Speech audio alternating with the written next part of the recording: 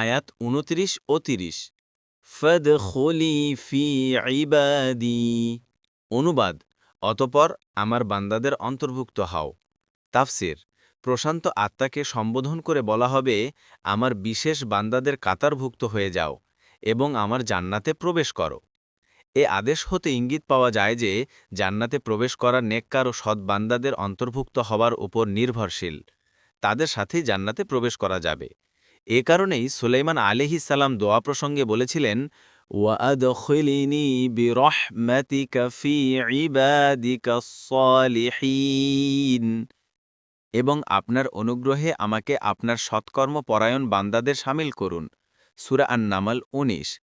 অনুরূপভাবে ইউসুফ আলাইহিস সালামও দোয়া করতে গিয়ে বলেছিলেন, ওয়ালহিকনি বিস-সলিহিন, আর আমাকে সৎকর্মপরায়ণদের সাথে মিলিয়ে দিন। সূরা ইউসুফ ১০১। এমনকি ইব্রাহিম আলাইহিস সালামও দোয়া করে বলেছিলেন, রব্বি হাবলি হুকমাও ওয়া আলহিকনি বিস-সলিহিন, হে আমার রব, আমাকে প্রজ্ঞা দান করুন এবং আমাকে সৎকর্মপরায়ণদের সাথে মিলিয়ে দিন। সূরা আশ-শুআরা ৮৩। এতে বোঝা গেল সৎসংশ একটি মহা নেয়ামাত, যা নাবী রসুলগণও উপেক্ষা করতে পারেন না। ৩০। ওয়াদখুলি জান্নাতি। অনুবাদ: আর আমার জান্নাতে প্রবেশ করো।